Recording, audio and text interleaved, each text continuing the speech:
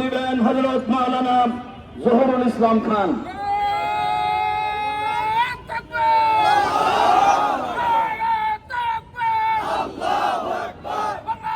আলহামদুলিল্লাহি রাব্বিল আলামিন ওয়াসসালাতু ওয়াসসালামু আলা রাসূলিহিল কারীম ওয়া আলা আলিহি ওয়া সাহবিহি আজমাইন।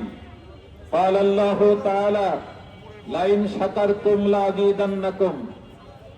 বাংলাদেশ জামাত ইসলামী কেন্দ্রীয় ঘোষিত 11 দলীয় ঐক্য জোটের মাধ্যমে আজকে জুলাই সনদ বাস্তবায়নের দাবিতে সারা বাংলাদেশে আজকে বিক্ষোভ মিছিল অনুষ্ঠিত হচ্ছে। তারই ধারাবাহিকতায় পাবনার আজকের এই অনুষ্ঠান আমরা বাংলাদেশ সরকারকে জানিয়ে দিতে চাই, আমরা দীর্ঘদিন সংগ্রামের মাধ্যমে এই বিগত ফ্যাসিস্ট সরকারকে সরাতে পারি নাই। ছাত্র জনতার গণ অভ্যুত্থানের মাধ্যমে বাংলাদেশের জনগণ রাজনৈতিক এবং অর্থনৈতিক মুক্তি পেয়েছে, কথা বলার স্বাধীনতা পেয়েছে এবং নির্দলীয় একটি সরকারের অধীনে নির্বাচন অনুষ্ঠিত হয়েছে। বাংলাদেশ জামাত ইসলামের দাবি ছিল আগে গণভোট হবে, তারপরে জাতীয় নির্বাচন হবে।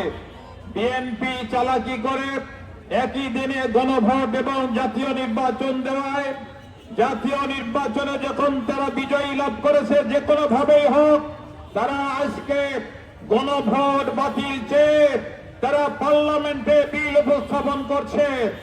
তারা বাংলাদেশের জুলাইকে অস্বীকার করছে। জুলাই অস্বীকার করে বেশি দূর যেতে পারবেন না, কারণ বাংলাদেশের মানুষের রক্তের মূল্য আছে। এই রক্তের মূল্যের উপরে আপনারা দাঁড়িয়ে থাকতে পারবেন না। আল্লাহ আপনাদেরকে দাঁড়িয়ে থাকতে দেবেন না, কারণ আপনারা নিয়ামতের নাশকরি করেছেন।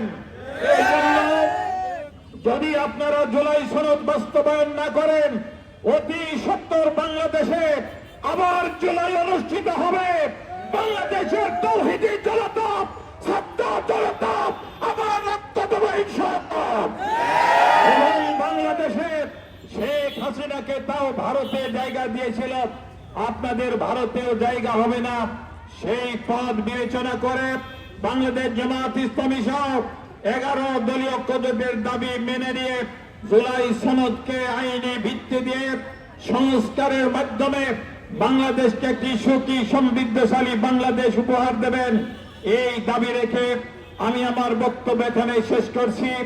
এবং পাবনা জেলার বিভিন্ন অঞ্চল থেকে যারা আজকে আপনারা এখানে সমবেত হয়েছিলেন, আপনাদের সকলকে ধন্যবাদ জানিয়ে আমি আমার বক্তব্য এখানে শেষ করছি এবং আজকের এই মিছিল এবং বিক্ষোভ মিছিলের সমাপনী ঘোষণা করছি।